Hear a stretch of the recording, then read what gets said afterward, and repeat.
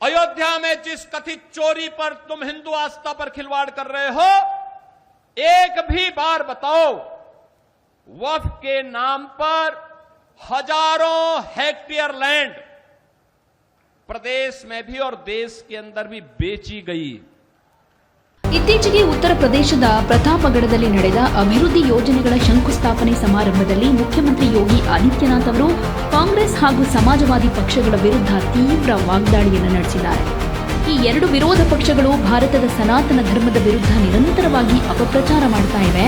ಆದರೆ ವಕ್ಫ್ ಭೂಮಿಗೆ ಸಂಬಂಧಿಸಿರೋ ಭ್ರಷ್ಟಾಚಾರ ಮತ್ತು ಅಕ್ರಮಗಳ ಬಗ್ಗೆ ಮಾತ್ರ ಸಂಪೂರ್ಣವಾಗಿ ಮೌನ ವಹಿಸಿವೆ ಅಂತ ಆರೋಪ ಮಾಡಿದ್ರು. ಅಯೋಧ್ಯೆಯ ಶ್ರೀರಾಮ ಜನ್ಮಭೂಮಿ ತೀರ್ಥಕ್ಷೇತ್ರ ಟ್ರಸ್ಟ್ನ ದೇಣಿಗೆ ಹಣಕ್ಕೆ ಸಂಬಂಧಪಟ್ಟ ಹಾಗೆ ವಿರೋಧ ಪಕ್ಷಗಳು ಮಾಡ್ತಾ ಇರೋ ಟೀಕೆಗಳನ್ನು ಪ್ರಸ್ತಾಪ ಮಾಡಿದ ಯೋಗಿ ಆದಿತ್ಯನಾಥ್, ಟ್ರಸ್ಟ್ ಸ್ವತಃ ಈ ಬಗ್ಗೆ ತನಿಖೆ ಕೋರಿದ ತಕ್ಷಣವೇ ನಮ್ಮ ಸರ್ಕಾರ ವಿಶೇಷ ತನಿಖಾ ತಂಡವನ್ನು ರಚಿಸಿ ಕ್ರಮ ಕೈಗೊಂಡಿದೆ. ಆದರೆ ಇದೇ ನಾಯಕರು ದೇಶಾದ್ಯಂತ ಇರೋ ಸಾವಿರಾರು ಹೆಕ್ಟೇರ್ ವಕ್ಫ್ ಭೂಮಿಯನ್ನ ಅಕ್ರಮವಾಗಿ ಮಾರಾಟ ಮಾಡಿರುವ ಹಗರಣಗಳ ಬಗ್ಗೆ ಯಾಕೆ ಮಾತಾಡ್ತಾ ಇಲ್ಲ ಅಂತ ಪ್ರಶ್ನೆ ಮಾಡಿದರು.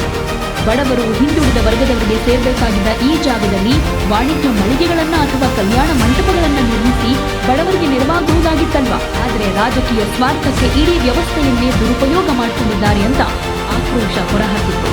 ಹಿಂದೆ ಸಮಾಜವಾದಿ ಪಕ್ಷದ ಅಧಿಕಾರದ ಅವಧಿಯಲ್ಲಿ ರಾಮ ಭಕ್ತರ ಮೇಲೆ ಗುಂಡು ಹಾರಿಸಲಾಗಿತ್ತು. ಕಾಂಗ್ರೆಸ್ ಪಕ್ಷ ಶ್ರೀರಾಮ ಮತ್ತು ಶ್ರೀಕೃಷ್ಣನ ಅಸ್ತಿತ್ವವನ್ನೇ ಪ್ರಶ್ನೆ ಮಾಡಿದ್ರು. ಈ ಹಿಂದೆ ಕನ್ವರ್ ಯಾತ್ರೆಗೆ ನಿರ್ಬಂಧ ಹೇರಿದ್ದ ಹಾಗೆ ಹಿಂದೂ ಧಾರ್ಮಿಕ ಕ್ಷೇತ್ರಗಳ ಅಭಿವೃದ್ಧಿಗೆ ಬಳಸಬೇಕಾಗಿದ್ದ ಹಣವನ್ನ ಮುಸ್ಲಿಂ ಸ್ಮಶಾನಗಳ ಗೋಡೆ ನಿರ್ಮಾಣ ಮಾಡೋದಕ್ಕೆ ಡೈವರ್ಟ್ ಮಾಡ್ತಾ ಇದ್ದ ಪಕ್ಷಗಳಿಗೆ ಈಗ ಧರ್ಮದ ಬಗ್ಗೆ ಮಾತನಾಡೋ ಯಾವ ನೈತಿಕ ಹಕ್ಕಿಲ್ಲ ಅಂತ ಹೇಳಿದ್ರು. ವಿರೋಧ ಪಕ್ಷಗಳು ಕಾಲಕ್ಕೆ ತಕ್ಕ ಹಾಗೆ ತಮ್ಮ ಬಣ್ಣವನ್ನ ಬದಲಾಯಿಸ್ತಾ ಇವೆ ಅಂತ ಲೇವಡಿ ಮಾಡಿದ ಇವರು ಬಣ್ಣ ಬದಲಾಯಿಸೋ ಊಸರವಳ್ಳಿಯೇ ಇವರನ್ನ ನೋಡಿ ನಾಚಿಕೆ ಪಡಬೇಕು ಅನ್ನೋ ಸ್ಥಿತಿ ನಿರ್ಮಾಣ ಆಗಿದೆ ಅಂತ ಹೇಳಿದ್ರು. ದೇಶದ ಜನ ಇನ್ನು ಮುಂದೆ ಇಂತಹ ರಾಜಕೀಯ ನಾಟಕಗಳಿಗೆ ಮರುಳಾಗೋದಿಲ್ಲ ಅಂತಾನು ಹೇಳಿದ್ರು. मैं समाजवादी पार्टी और कांग्रेस के लोगों से पूछना चाहता हूं, अयोध्या में जिस कथित चोरी पर तुम हिंदू आस्था पर खिलवाड़ कर रहे हो, एक भी बार बताओ वक्फ के नाम पर हजारों हेक्टेयर लैंड प्रदेश में भी और देश के अंदर भी बेची गई। एक भी बार ये लैंड गरीब की थी, कमजोर तबके के लोगों की थी। ये लैंड जिसको गरीबों के नाम पर पट्टा दिया जा सकता था, जहां पर कन्वेंशन सेंटर बनाया जा सकता था, जहां पर किसी राजेंद्र मौर्य जैसे किसी गरीब व्यापारी के लिए दुकानें और व्यापारिक प्रतिष्ठान बनाए जा सकते थे, जहां से वह अपनी प्रतिभा और अपनी कारीगरी का परिचय देकर के दुनिया को देता। इन्होंने वक्फ के नाम पर उस लैंड को कब्जा करवा करके बेच करके और कुछ चुनिंदे लोगों ने वक्फ के नाम पर उस लैंड का वारा न्यारा किया है। एक भी बार कांग्रेस और समाजवादी पार्टी बोली नहीं, एक भी बार बोली नहीं। अयोध्या के बारे में तो मैंने पिछले दिनों ही कहा था, अयोध्या में श्री राम जन्मभूमि तीर्थ क्षेत्र न्यास ने उत्तर प्रदेश सरकार से एसआईटी के गठन की बात की थी और मैंने कहा था एसआईटी दूध का दूध और पानी का पानी करके रहेगी। और बहनों और भाइयों, अयोध्या में एसआईटी ने जो जांच की, प्रारंभिक रिपोर्ट के आधार पर ट्रस्ट ने कार्रवाई करते हुए एफआईआर दर्ज कराई। एफआईआर के आधार पर जिनके खिलाफ साक्ष्य थे उसके आधार पर कार्रवाई भी हुई है। लेकिन मैं कहता हूं, वक्फ के नाम पर समाजवादी पार्टी और कांग्रेस के लोगों के मुंह पे फेविकोल क्यों लग जाता है? क्यों इनका मुंह बंद हो जाता है? कैसे लोग हिंदुओं के धार्मिक स्थलों पर हिंदुओं के द्वारा दिए गए पैसे का दुरुपयोग कब्रिस्तान की बाउंड्री के नाम पर करते थे? तब आस्था आहत नहीं हो रही थी। जब ये इलीगल स्लॉटर हाउसेज चलाते थे, गौ माता की हत्या करवाते थे, गौ माता को तस्करों के हाथों में बिछवाते थे, तब क्या हिंदुओं की आस्था आहत नहीं हो रही थी? जब अयोध्या में राम भक्तों पर गोली और लाठी चलाते थे, क्या तब हिंदुओं की आस्था आहत नहीं हो रही थी? जब इनके द्वारा भगवान राम और भगवान कृष्ण को काल्पनिक कहा जा रहा था, तब क्या हिंदुओं की आस्था आहत नहीं हो रही थी? मैं पूछना चाहता हूं समाजवादी पार्टी और कांग्रेस से, जब ये कावड़ यात्रा को प्रतिबंधित करते थे, क्या तब हिंदुओं की आस्था आहत नहीं हो रही थी? जब इनके द्वारा श्री कृष्ण जन्माष्टमी के आयोजन पर रोक लगाई जाती थी, दुर्गा पूजा के पंडालों को रोका जाता था, तब क्या हिंदुओं की आस्था आहत नहीं होती थी? जब किसी हिंदू पर्व और त्योहार के पहले दंगे और उपद्रव शुरू होते थे, तब क्या हिंदुओं की आस्था आहत नहीं होती थी?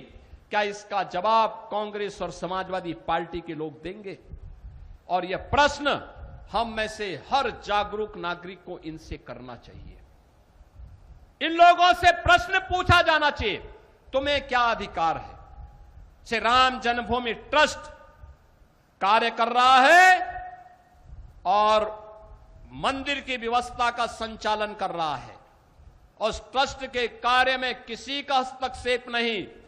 ट्रस्ट जिस प्रकार के कार्यों को आगे बढ़ा रहा है, आज भगवान राम का भव्य मंदिर उस रूप में हम सबके सामने दिखाई दे रहा है। कितना भव्य मंदिर! इनकी पीड़ा तो ये थी कि जहां पे ये बाबरी का गुलामी ढांचा देखना चाहते थे, आज आप सबके पुरुषार्थ से वहां भगवान राम का दुनिया का सबसे बड़ा मंदिर खड़ा है। और यही तो पीड़ा समाजवादी पार्टी की। उनकी पीड़ा तो यह है, उनकी पीड़ा आस्था नहीं है। और इसीलिए मुझे देख के लगता है, अब तो इन सपाइयों से, इन कांग्रेसियों से गिरगिट भी शर्मा रहा होगा कि भाई देखो, कम से कम एक नई प्रजाति आ गई है कि जो हमसे तेजी के साथ रंग बदलती है। और ये इन लोगों के दोहरे चरित्र से आप अनुमान लगा सकते। आपने देखा होगा पिछले कुछ दिनों से इनके द्वारा भारत की सनातन आस्था पर प्रहार करने की कितनी शरारतें हो रही हैं, किस प्रकार की बयानबाजी की जा रही है।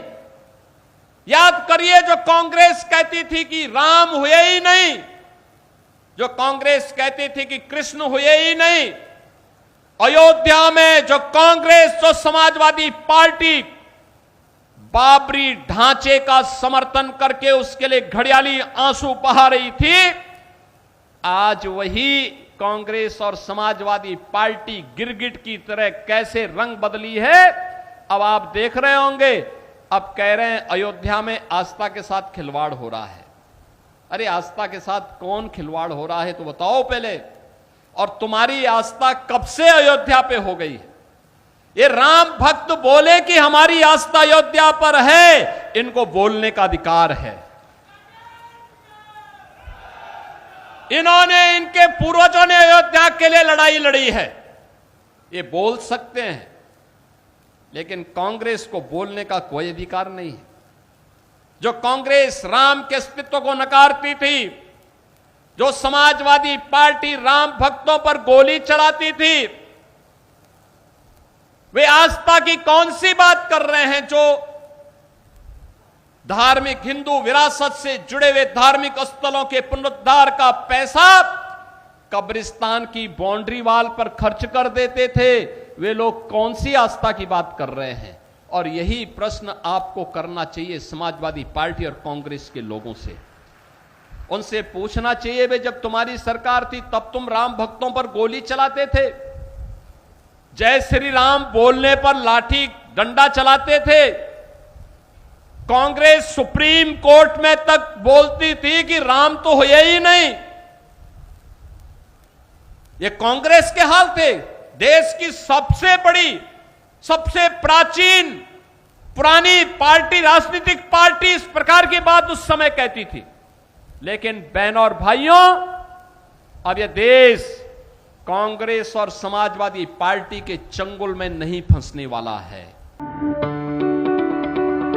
ಯಾವುದೇ ಸುದ್ದಿಯ ಅಪ್ಡೇಟ್ ಅನ್ನ ಮಿಸ್ ಮಾಡ್ಕೊಳ್ಬಾರ್ದು ಅಂದ್ರೆ ಈಗಲೇ ಒನ್ ಇಂಡಿಯಾವನ್ನ ಸಬ್ಸ್ಕ್ರೈಬ್ ಮಾಡಿ. ನಿಮಗೆ ಬೇಕಾದ ಭಾಷೆಯಲ್ಲಿ ಎಲ್ಲಾ ಸುದ್ದಿ ತಿಳಿಬೇಕು ಅಂದ್ರೆ ಒನ್ ಇಂಡಿಯಾ ಆಪ್ ಅನ್ನ ಡೌನ್ಲೋಡ್ ಮಾಡ್ಕೊಳ್ಳಿ.